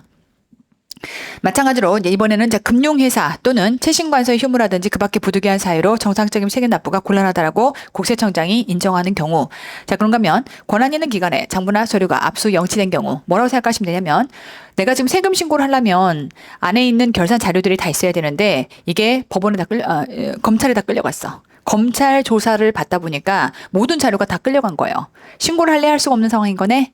그럼 내 잘못은 아니잖아. 느낌 아시겠죠? 자, 그런가 하면 이번에는 납세자의 장부를 대행하는 세무사, 공인회계사가 화재, 전화, 재해를 입어서 도난당한 경우, 내 세금 신고를 이자가 다 맡아왔고 내가 자료도 다 여기다 보냈어. 근데 이자가 지금 자, 화재, 전화, 재해를 당했다. 그럼 딴 사람한테 맡기면 될 거 아니냐. 이제 그럴 경황도 없고, 그다음에 그것들을 전문적으로 지금 할 수 있는 사람들은 쭉 해왔던 이자들이야. 그럼 이 경우도 봐주는 게 맞겠지. 그래서 지금 대행하는 이러한 세무사나 회계사에게 천재지변 등의 이러한 상황이 생겼을 때도 지금부터 신고기한을 연장해준다. 자, 그 밖에 이러한 준하는 사유가 있다라고 정도가 돼 있으니까 총 8가지 사유지만 의미 있는 것은 7가지가 될 거고요. 이제 앞자 따서 우리가 외운다면 지금 연장 얘기하는 거예요. 연장에는 천재화가의 질병으로 정금되어 권한대행. 되죠? 천재화가의 질병으로 정금되어 권한대행. 이게 무슨 앞자냐? 뭐 이렇게 길어? 라고 할 수 있지만 한 10번만 얘기하면 10번만 문제 풀면서도 자주 반복하면 네 것이 됩니다. 이거 제가 공무원 때부터 쭉 써왔던 암기 방법인데 이렇게 쭉 자주 암기로 얘기하고 문장들을 보시다 보면 얘는 응당 신고기한의 연장 사유구나 라고 하는 것들을 확인해 볼 수 있을 거고요. 자, 이제 연장 절차 들어갑니다. 자, 일단 언제까지 신청과 직권 둘 다가 가능하다라고 했는데 신청은 언제까지 하면 되니? 만료 3일 전까지. 되죠? 만료 3일 전까지 일단 문서로 신청하면 되고요. 그러면 이제 승인 통지를 보내줘야 합니다. 자, 그러다 보니 기한을 연장했을 때 문서로 지체 없이 관계인에게 통지를 해줘야 된다. 자, 근데 이럴 수 있어요. 기한 만료 전까지 한 기한 신청에 대해서는 기한 만료 전에 그 승인 여부를 통지하는 게 기본적으로 원칙이고요. 자, 그런가 하면 이럴 수 있죠. 앞단은 납세자가 신청했을 때야. 근데 이번에는 이런 경우라면 그러면 이런 경우는 신청했을 때도 통지 방식을 이 방식으로 하겠다. 라는 개념이기도 하고 혹은 지금 직권으로 이렇게 하겠다라고 했으면 예를 들면 코로나 때 실제 코로나 때 신고 납부기한이 다 연장이 됐었거든요. 2달씩이 연장이 됐습니다. 정말 그런 코로나라고 하는 재해가 딱 닥치다 보니까 모든 소상공인들이 정말 현금이 다 씨가 말라버린 상황이 된 거예요. 그럼 이제 어쨌건 세금 내는 부분들에 대해서 조금 더 양해해 주거나 시간적 금전적 배려가 좀 필요하다 보니까 근데 그런 소상공인은 불특정 다수네. 너무나 많아. 그래서 이거를 하나하나를 전부 다 통지서를 보내기에는 물리적으로 좀 한계가 있다 보니까 결국 어떤 방법을 사용한다? 공고라는 방식을 사용한다. 되죠? 공개적으로 알리는 방식을 사용하는 겁니다. 자, 그랬을 때, 자, 3가지입니다. 어떤 경우냐라고 하게 되면, 자, 정보통신망의 가동이 불가능한 경우. 통신망 마비라고 보시면 돼요. 정전, 프로그램 오류, 그 밖에 부득이한 사유로 정보통신망의 정상적인 가동이 불가능한 경우 전국적으로 일시에 발생했다라고 하게 되면 이 경우는 공고 방식을 쓰는 거고요. 자, 이제 대상자가 불특정 다수. 그래서 코로나 때 이 불특정 다수의 방식 때문에 공고라는 방식을 썼습니다. 그런가 하면 기한 연장 사실을 지금부터 개별적으로 통지할 시간적 여유가 없는 경우 해서 3가지인 거예요. 전산마비, 불특정 다수, 시간 없는 경우. 되죠? 전산마비, 불특정 다수, 시간 없는 경우, 세 가지에 달하는 경우라면 공고라는 방식을 사용한다. 그냥 널리 알리는 방식인 거죠. 자, 이제 이것도 시험에서 자주 나옵니다. 왜냐면 이제 얘가 국직으로 넘어가는 순간 또 기간들이 비교가 돼서 나오거든요. 자, 일단 기본적으로 우리는 얘를 어떻게 구분하셔야 되냐면 내가 지금 연장해 주겠다라고 하는 건 신고, 신청 기한의 연장이에요. 그래서 얘는 어떻게 구분하고 있냐면 신고를 따로 얘기하고 나머지를 따로 구분합니다. 그러니까 신고와 그 외로 구분하는 거예요. 이제 일반적인 형태는 기본 3개월, 연장 기간이 3개월이에요. 근데 만약에 3개월이 지났는데도 그 사유가 계속 이어진다, 1개월 범위 안에서 추가 연장이 가능합니다. 그래서 우리는 기본적으로 3+1이다라고 표현할 거예요. 다만 이제 신고 기한의 연장만 몇 개월? 최장 9개월. 아시겠죠? 신고 기한의 연장만 최장 9개월 연장이 가능해서 갑니다. 자, 구두 신고 연장 전 느낌 파고 오시죠? 뭐 이렇게 직관으로 이런 거 좀 봐놓으면 느낌 팍 오실 겁니다. 다시요. 원래 신고기한의 연장이다라고 해서 신고 신청기한의 연장은 3+1. 근데 구두 신고 연장 전. 머릿속에서 이렇게 박으시면 되겠죠. 원래 3+1, 구두 신고 연장 전. 특이하잖아요. 구두 신고 연장 전. 그래서 신고기한은 9개월이구나. 신고기한을 연장할 때는 9개월이구나. 이렇게 확실하게 기억에 박을 수 있게끔 구두 신고 연장 전. 느낌 아시겠죠? 자, 이렇게 암기해 가시면 되겠고, 이런 것들은 뭐 무지성 암기라서 어쩔 수 없이 여러분들이 머리에 직관에 남게끔 숫자를 암기해 가셔야 되는 영역입니다. 자, 이제 서류의 송달 들어갑니다.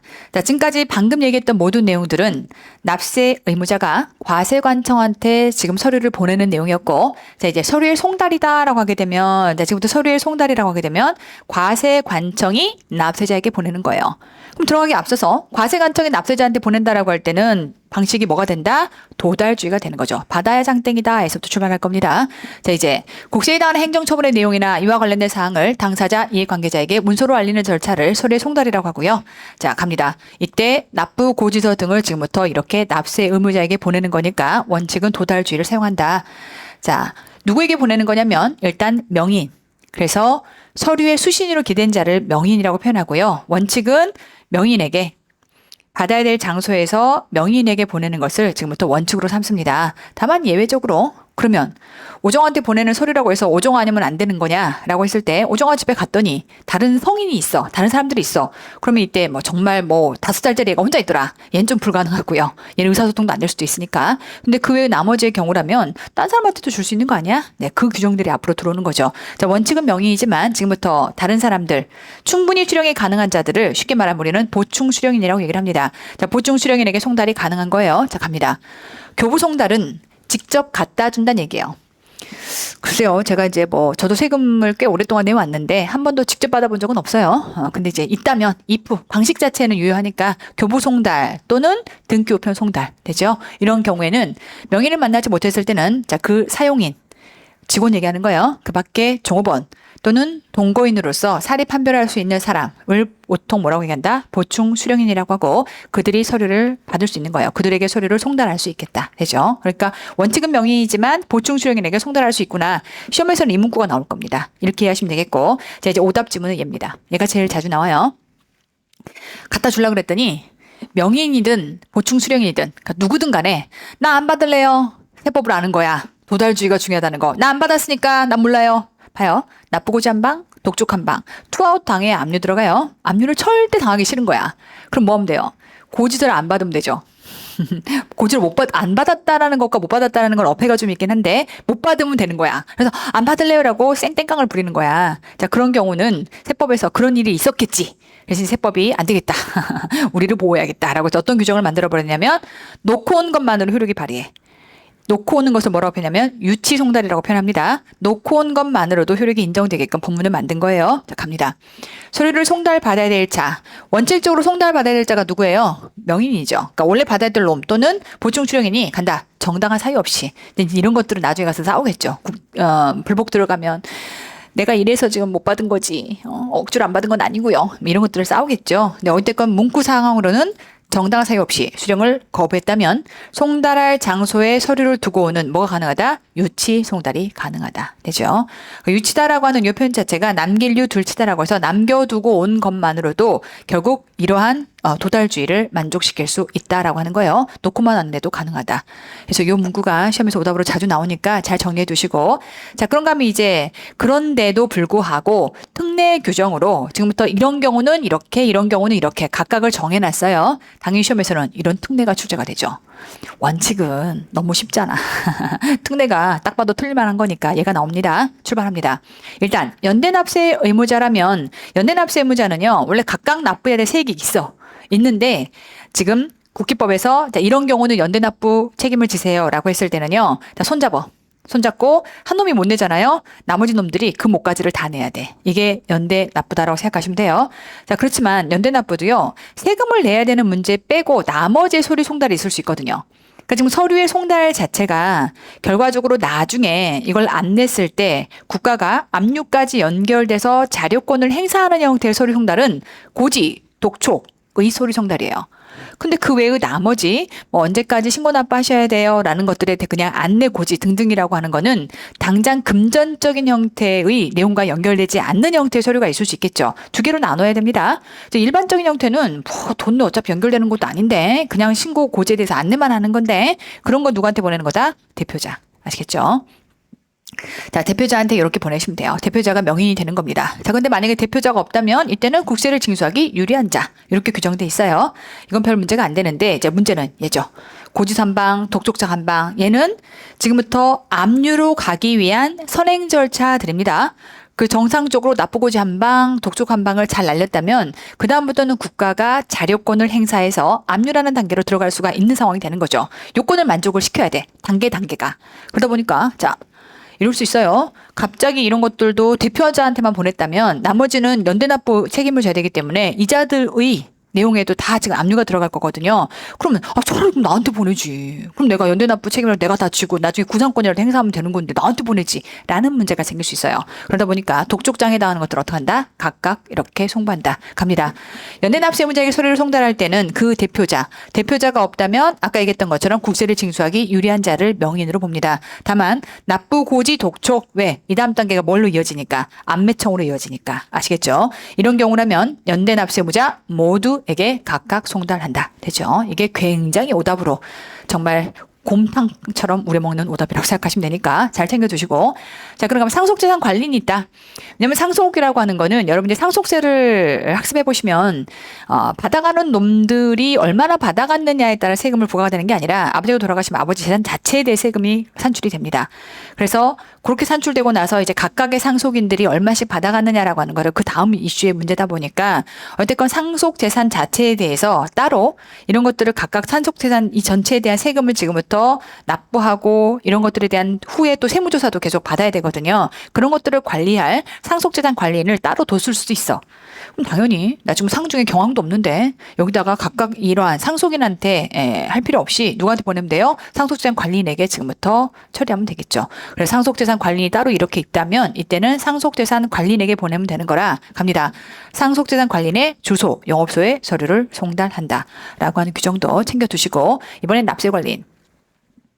납세관리는요, 예를 들면 이제 국내에 있다가 내가 지금 해외로 이주를 가고 싶어. 그렇다 하더라도 국내 원천 소득에 대해서는 지금부터 납세 의무를 다해야 되다 보니까 근데 얘가 해외로 이주하고 가버리면 국내에 있는 지금 소득이 계속 발생하고 있는 상태에서 세금은 누구한테 거두라는 거니? 라는 문제가 생길 수 있어요. 그래서 납세관리인을 지정하고 가야 됩니다. 하여 지금부터 저 세금 내셔야 되는데 라고 했는데 비행기 타고 날라버려. 라고 하면 허걱 이럴 수 있기 때문에 납세관리인을 지정을 하게 돼 있고 그 납세관리인에게 관련된 이런 모든 내용들을 처리해서 진행을 할 거라서 납세관리인이 있다면 납부고지, 독촉에 관한 서류는 그 납세관리인의 주소 또는 영업소에 송달한다. 납세관리인이 등장하는 거죠. 자, 오답은 또 여기서 나와요. 이번에는 납세자가 감옥에 갇혔어요. 자, 교정시설 또는 자, 경찰 관서 유치장에 체포 구속 또는 유치된 사람이 있다라고 하게 되면 이 경우는 어떻게 할 거냐? 자, 오답 지문이 뭘까요? 가족에게 준다가 오답이에요. 가족도요. 냉정하게는 남이에요. 개인정보를 함부로 그렇게 주면 안 되는 거예요. 그럼 이거 누구한테 줘야 되느냐? 저 감옥에 갇혔기 때문에 이 서류를 송달할 수가 없겠느냐? 그럼 뭐 내가 감옥에만 들어가면 압류를 안 당하는 거네? 이런 문제가 생길 수 있어요. 압류 안 당하고 싶으면 가벼운 사고를 친 다음에 자꾸 감옥을 드나들어. 그럼 내 재산을 지킬 수 있는 거야. 말이 안 됩니다. 이 경우도 납부고지 독촉 전부 다 보낼 텐데요. 누가 이걸 받아서 관리할 거냐면 이때는 교정시설장이 받습니다. 아시겠죠? 그래서 이렇게 교정시설 및 국가경찰관서의 장이 받는 거라 가족이 받는다는 게 오답이에요. 조심하시고. 자, 그 내용을 방금 베이스로 보신 거라서 갑니다. 연대납세 의무자, 아까 얘기했던 것처럼 이때는 대표자 없으면 징수하기 유리한 자, 대신 고지 독촉은 모두 각각. 자, 상속재산 관리인, 그런가 하면 납세 관리인, 그런가 하면 교정시설과 관련해서는 이때, 자, 교정시설 내지는 국가경찰관서의 장에게 송달한다. 아시겠죠? 하나하나 사례를 조금 정성껏 여러분들이 보시면 훨씬 시험 보시기 용이하실 거고요. 자, 이제 누구에게까지는 했어? 그럼 어디에서가 중요하겠다. 자, 그럼 일단 송달 장소의 원칙은 명인의 주소, 거기서 영업소 또는 사무소. 다만 전자송달이라면 뭐 하면 돼요? 이메일 주소를 보면 돼요. 전자 우편 주소라고 하는 게 이메일 주소를 의미하는 겁니다. 뒤에 가서 이제 우리가 전자송달이라고 하는 걸 따로 배울 텐데 일반적으로는 우리가 교부라든지 우편을 통해서 송달하게 되어 있으나 저는요 전자로 보내주세요. 이걸 신청한 거야. 그럼 얘는 이제 전자로 보내달라고 했으니 뭐 why not? 오히려 더 편하지. 전자로 지금부터 송달한다라고 했을 때는 기본적으로는 전자우편 주소로 송달한다라고 이해하시면 되겠고 다만 이제 꼭 이렇게 이 장소에서만 지금부터 해야 되느냐라고 했을 때 다른 데로 신고할 수도 있어요. 저 같은 경우도요. 뭐가 이제 서류가 송달돼서 오면 집으로 오면 그거 너무 신경 쓰기가 귀찮아. 그래서 그냥 제 사무실로 가게끔 넣어놨거든요. 그럼 실장님이 뭐 어쨌건 관할 세무서에서 오는 모든 내용들을 다 까봐. 세금 낼 거 있으면 알아서 내. 어차피 내 통장에서 건드리는 모든 내용들을 나한테 이체 내역들이 D 하고 날라오게 돼 있거든요. 내가 관리하기 싫으면 여기로 해주세요라고 하는 거 뭐 할 수 있다? 신고할 수 있어요. 갑니다. 주소 영업소 중에서 송달 장소를 정부에 신고했다면 그 신고된 장소에 송달한다. 아시겠죠?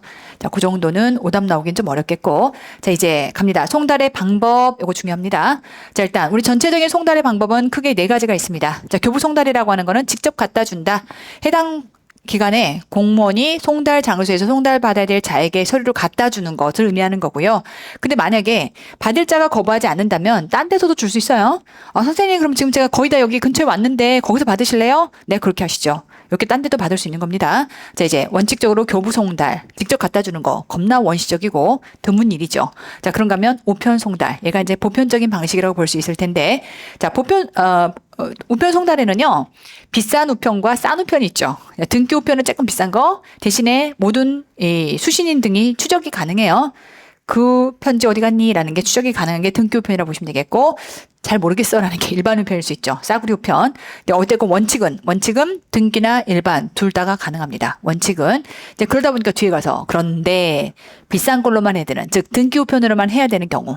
근데 또 거기 안에서 예외 이런 게 시험에 출제가 되겠죠. 그래서 이번에 회계사 시험에서도 그게 1차 지문에서 한번 출제가 됐습니다. 뒤에 가서 설명드릴 거고요. 자, 그런가 하면 이번엔 전자송달.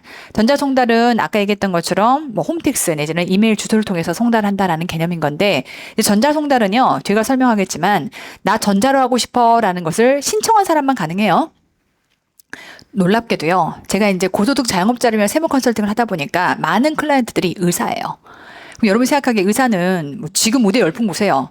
일단 공부를 기깔나게 잘해야 돼. 네, 그럼에도 불구하고 옛날 의사라 하더라도요. 어쨌건 공부 학습 능력이 꽤 되시는 분들인데도 불구하고 제 클라이언트 중에 60이 넘으신 의사들은요. 이메일 내지는 아무튼 뭔가 컴퓨터로 작업하는 것들에 대해서 극도로 혐오하세요. 이메일도 잘 안 보세요. 나 오해기사 그 이메일 보내지 말고 그냥 말로 설명해줘 막 이래요. 무슨 말인지 아시겠죠? 그래서 생각보다 이런 전자 그다음에 실제로 뭐 본인이 수행계산을 발행할 수 있느냐라고 했을 때요. 좀 신기한 게 50 넘으시면 잘 못하세요. 못한다기보다는 하기 싫어하는 거죠. 네, 그러다 보니까 전자송달을 에브리바디에게 보내버리면 이걸 직접 수신을 못하는 경우가 있을 수 있기 때문에 확인을 못하는 경우가 있을 수 있기 때문에 전자송달은 받는 자의 의지가 중요해요. 그래서 나 전자로 해줘 라고 요구하는 자만 전자송달이 가능하다. 이렇게 이해하시면 되겠고. 자, 그런가 하면 지금부터 이제 공시송달이다라고 하는 건 기본적으로 원칙이 깨졌을 때, 이 원칙에 대한 게 깨졌다면 차라리 이 경우라면 주요 내용들을 공고함으로써 송달에 가늠할 수밖에 없는 그런 절차를 지금부터 공시송달이라고 합니다. 자, 가장 원칙은 교부와 우편이에요. 근데 교부나 우편으로 지금부터 송달이 불가능하다면 그 경우는 공시송달이라는 방법. 공고함으로써 지금부터 널리 알리는 방식을 통해서 보내는 방식을 가름하는 방식인 거죠. 이렇게 나뉠 수 있다라고 보시겠고. 자, 이제 하나하나 디테일하게 볼 겁니다. 교부부터 시작할게요. 자, 우리 교부라고 하는 건 직접 갖다 줘. 그 장소에 갖다 직접 갖다 준다라는 개념인 건데, 자, 일단 서류를 일단 수령인의 서명이나 날인, 이제 갖다 주고 네가 받았다는 걸 서명하자라고 해서 서명이나 날인을 받을 텐데, 우리 항상 서명 날인을 거부해. 왜? 도달주의니까. 버팅이고 안 받았어요, 안 받을래요, 뭐 이럴 수 있어요. 근데 그 경우라면 그 사실을 지금부터 적는 것만으로 효력이 가능합니다. 송달서에 적으면 되겠고요. 자, 그러면 이제 도달이 된 거니까 이때는 송달 효력이 발생이 된다. 자, 요 케이스 한번 볼게요. 이제 우리가 앞서 제가 얘기했던 것처럼 세법의 양이 적다면 어마무시한 지금부터 판례가 들어올 겁니다. 참 다행인 게 세법은 어마무시하게 양이 많아요. 판례 양이 적어. 등장하는 판례가 많지 않습니다. 실질적으로 만들어진 판례는 되게 많죠.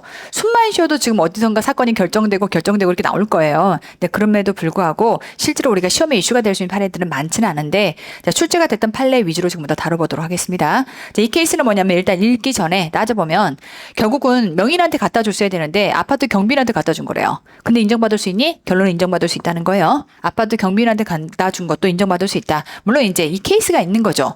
일반적으로 지금 집배원이 항상 아파트 경비실에 지금 우편물은 집배원이 아파트 경비실 부근에 설치되어 있는 우편함에 넣으면 아파트 거주인들이 이를 아파트 수거함에서 수거해 가고, 그 다음에 특수 우편물이라고 하게 되면 경비인한테 줬을 때는 경비인이 직접 거주한테 전화하겠죠. 그래서 115동 몇 호씨 가져가세요, 이런 얘기를 할 거야. 자, 그렇게 해왔던 방식으로 별다른 증까지 이의를 제기하지 않았다면, 그렇다면 지금까지는 모든 서류가 다 그렇게 송달이 되었다는 것을 의미하는 거니까 이때 그러한 수령 권한을 쉽게 말하면 아파트 경비인에게 묵시적으로 위임한 것으로 볼 수 있겠다. 그러므로 아파트 경비원이 납세 고지서를 수령한 날 납세 고지서가 적법하게 납세 의무자에게 송달됐다라고 볼 수 있겠다라는 판례가 떨어진 거예요.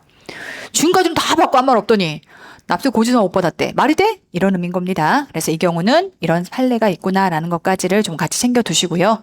자, 이제 우편 송달 갑니다. 교부는 직접 갖다 준 거고, 우편 송달이라고 하는 거는 지금부터 이제 등기 내지는 일반 우편의 방식을 의미하는 건데, 원칙은 둘 다 돼요. 근데 예외는, 자, 지금부터 이 경우라면 등기만 돼. 그럼 등기라고 하는 건 아까 얘기했던 것처럼 비싼 우편.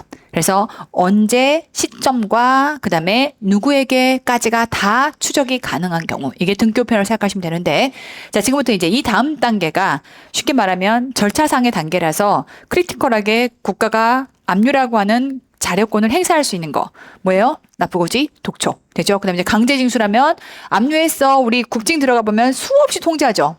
너 우리 공매하기로 했다, 팔았다, 얼마 다 체납했고 얼마 끝났다, 이런 모든 내용들 다 통지해줘야 되거든요. 어쨌건 그 사람의 경제적인 실익과 전부 다 연관되는 거라면 강제징수 또는 세법에 따른 정부의 이런 명령과 관련된 그런 서류라고 했을 때는 전부 다 등기 우편으로만 송달이 됩니다. 나머지 이제 일반 우편으로 송달이 가능한 경우라면 갈게요. 이것 빼고 나머지 일반적으로 신고 안내문 이런 것들은 일반 우편으로 송달이 다 가능한데, 다만 이 중에서 원래는 납부고지서 등이 등기로 갔어야 됨에도 불구하고 일단 열거된 이 사안들이 금액적 중요성이 50만 원 미만인 경우, 낮은 경우에요. 50만 원 미만이라고 하게 되면 기억나나 몰라. 우리가 앞에서 법소부 배울 때 항상 중간 예남이라든지 우리 예정신고 때 납부세액에 하는 게 50만 원 미만이라고 하게 되면, 예증고지세액이 50만 원 미만이면 이때는 납부하지 않아도 되는 거죠.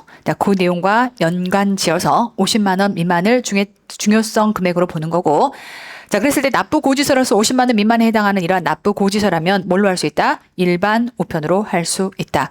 자, 어떤 경우냐라고 했을 때 부가세 예정고지서, 소득세 중간해납 되죠? 자, 여기 뭐는 안 들어가냐면 법인세 중간해납이 안 들어가요. 자, 어떤 차이가 있느냐? 자, 부가가치세의 예정고지, 그러면 예정 신고가 아니라 예정 고지인 거니까 개인한테란 얘기인 거네. 쉽게 말하면 개인이나 영세법인. 그런가 하면 소득세 중간해랍이라고 하면 개인한테는 일단 기본적으로 고지 방식이에요. 물론 네가 경우에 따라서는 신고가 가능하기도 하지만 원칙은 고지 방식입니다. 자, 근데 법인은 어때요? 법인은 무조건 신고 방식이에요. 그러니까 지금 내가 뭘 보내줄 상황은 아닌 거지. 네가 신고해야지 내가 보내줄 상황은 아닌 거야. 그러니까 여기에 법인세 중간해랍 들어가면 돼, 안 돼? 안 되는 거예요. 그래서 부가세와 소득세가 여기 안에 들어가 있다고 생각하시면 되겠고요. 중간에 가만히 있어 내가 지금 과세기간 절반 거 내가 정해서 줄게. 그럼 그거 일단 선빵으로 내. 왜? 1년에 한 번 내라고 그랬더니 돈이 맨날 없대. 제가 실제로 고소득 자영업자들 세무 컨설팅 해보면요. 항상 부자들이 돈이 없어요. 왜 없어요? 다 어디 갔어? 써버려서가 아니야. 부자는 그래서 부자야. 다 부동산 사요. 돈이 항상 씨가 말라요. 막 세금 낼 때 대출받아도 되기도 하고 막 그래요. 등등. 그런가 하면 부가세 예정고지도 마찬가지로 6개월 단위에 해당하는 거를 3개월씩 끊어가지고 일단 미리 선빵으로 내게 하는 거죠. 왜? 돈이 마를까 봐. 근데 어쨌건 이 내용들은 전부 다 고지 방식으로 가기 때문에 고지서를 보냈는데 그런데 금액이 50만 원 미만이야 라고 하게 되면 그 경우는 그냥 일반 우편으로도 가능하다. 이렇게 보시면 되겠고. 자, 그런가 하면 신고납부 제도를 취하는 국세에 관해서 법정 신고 기한까지 제출은 했어. 신고는 했대. 근데 지금 그 금액의 일부 내지는 전부를 납부하지 않았대. 그럼 본인이 알고는 있는 거네? 본인이 내야 되는 사실을 알고는 있어. 알고는 있는데 내셔야 돼요. 아시죠? 라고 하는 확인 정도인 거예요. 그래서 세금을 정해가지고 준다라기보다는 우리 뒤에 가서 배우겠지만 기본적으로 이렇게 신고 납부 제도를 취하는 국세라면 신고한 당시에 납세무가 확정이 됩니다. 그게 과세관청 입장에서는 일단은 받을 돈으로 확정이 되는 거야. 근데 받을 돈이 확정이 됐는데 납부만 안 한 셈인 거기 때문에 고지 한 방 날려주는 거죠. 왜? 징수절차가 들어가야 되는 거니까. 근데 그런 정도라면 50만 원 미만이었을 때는 얘는 뭐 일반 우편, 일반 등기가 아닌 일반 우편으로도 가능하다라고 해서 얘는 이제 느낌이 그런 거고 앞에 것이 보시면 부정소중해라고 해서 아버지의 정우 소중합니다. 부정소중해라고 하는 것들은 다시 한번 얘는 일반 우편으로 가능하다. 되죠? 부정소중해. 제가요.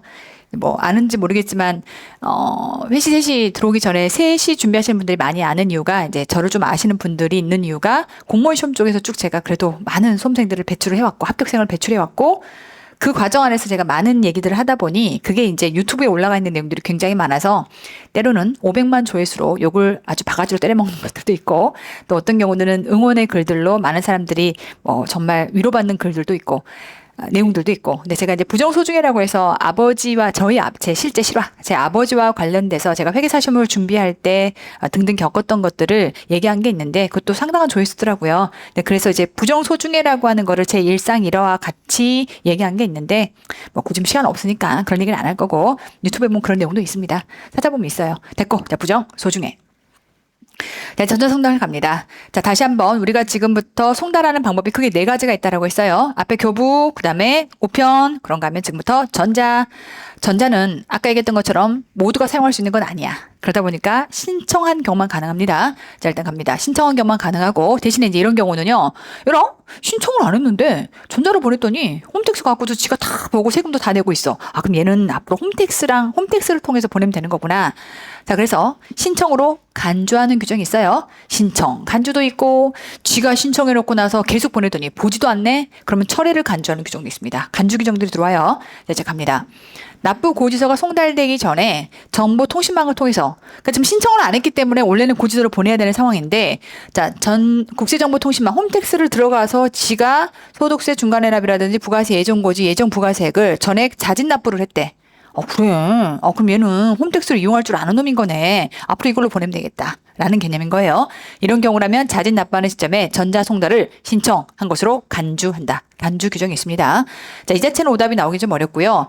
다만 이제 전자송달이 불가능하다라고 하게 되면 다시 한번 얘기하지만 원칙으로 돌아가는 거예요. 자, 여기서의 가장 기본 원칙은 뭐예요? 교부와 우편입니다. 교부나 우편이에요. 그러니까 오답이 뭘까요? 전자송달이 불가능한 경우에 이때 아까 우리 마지막 방법이 뭐가 있었죠? 이때 공시송달로 간다가 오답이에요. 다시 한번 정리해 볼게요. 교부나 우편이 원칙인데 교부나 우편이 안 되면 공시송달이야. 느낌 아시겠죠? 자, 근데 이제 전자송달이 불가능해.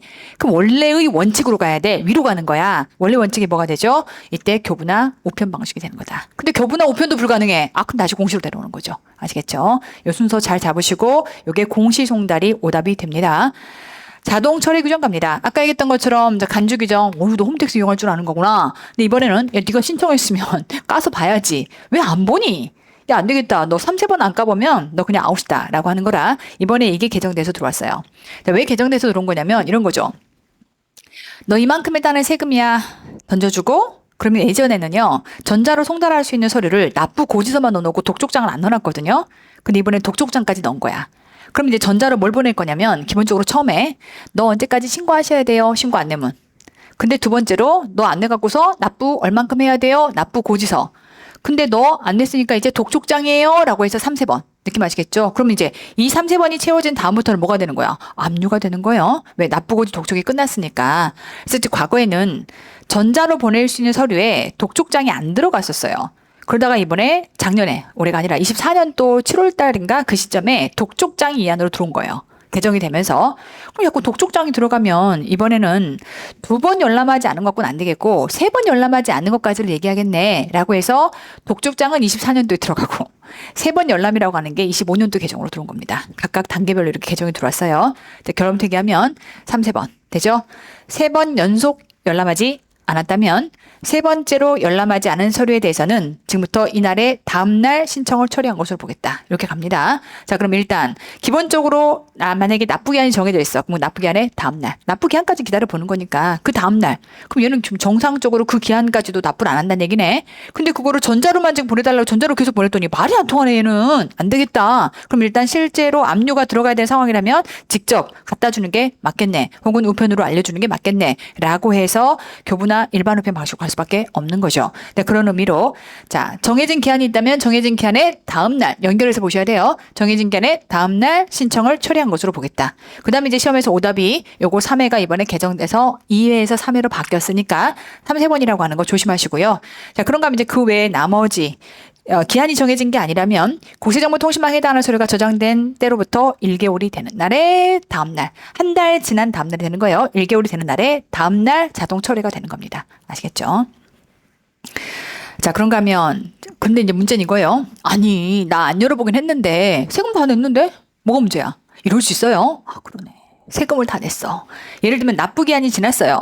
그 납부고지를 보냈는데 납부고지 내지는 독촉 그 다음 단계를 계속 보내는 건데 열어보진 않았지만 아 내가 알아. 내가 알고 있어. 좀 돈 마련하느라 그런 거야 라고 해서 자발적으로 세금을 냈어요.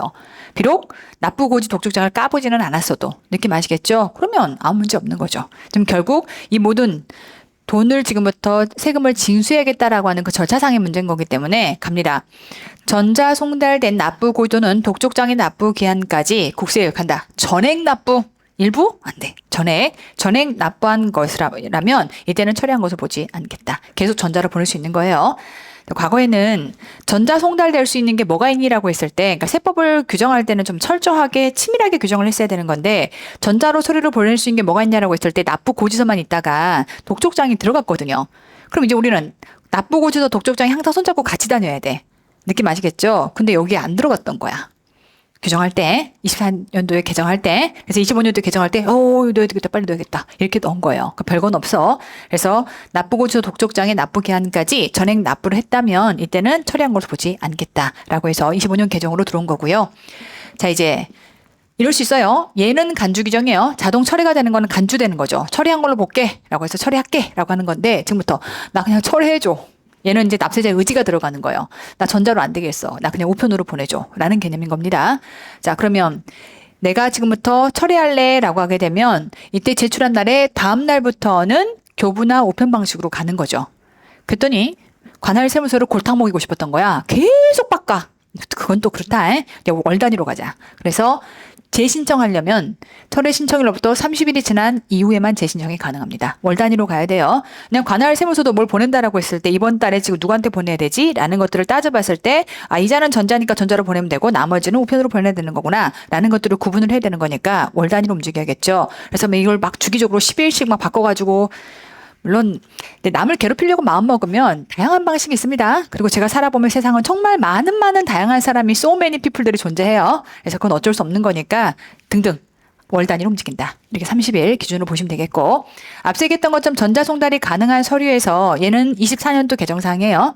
그러니까 원래는 이렇게만 돼 있었던 거야. 그랬다가 얘가 들어오면서 아까 규정들이 바뀌기 시작한 겁니다. 됐고, 고지서, 독촉장, 그다음 환급통지서 둘의 성격은요. 돈을 내라 받아가라. 돼요? 돈을 내라 받아가라 의 성격인 거고, 나머지 신고 안내문이라든지 일반적인 서류는 그냥 형식적으로 알려주는 정도의 서류인 거죠. 갑니다.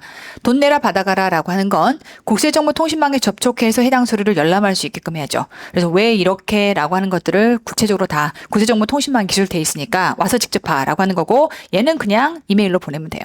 그래서 이메일 들어가 보면 뭐 예를 들어 저한테 이제 6월 달은 여러분이 뭐 어쩌고 성실하게 납부해야 되는 달입니다. 막 이런 게 떠서 올라오거든요. 5월 달은 성실하게 납부해야 되는 달입니다. 알어.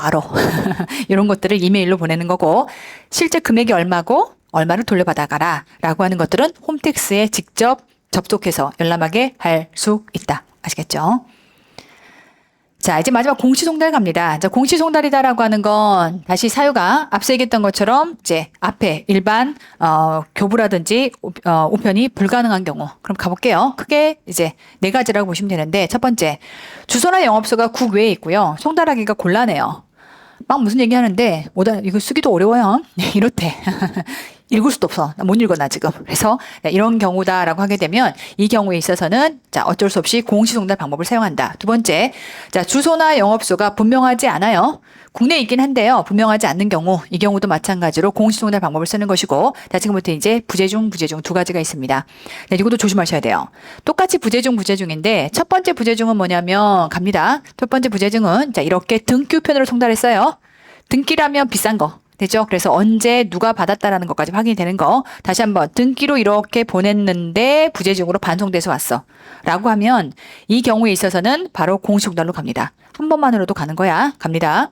등기별 송달하였으나 수취인이 부재중인 것으로 확인돼서 반송됨으로써 납부 기한까지 송달이 곤란하다라고 인정하는 경우, 이 경우라면 자, 부재중 딱 한 번이라 하더라도, 그러니까 몇 횟수가 정해져 있지 않아요. 이 경우라면 공시송달로 가는 거고요. 자, 지금부터 이제 요거는 등기가 아닌 일반적인 것을 교부로 얘기합니다. 지금부터 얘는 아무 말이 없지만 교부로 얘기하는 거야. 자, 지금부터 방문합니다. 한 번 방문했어요.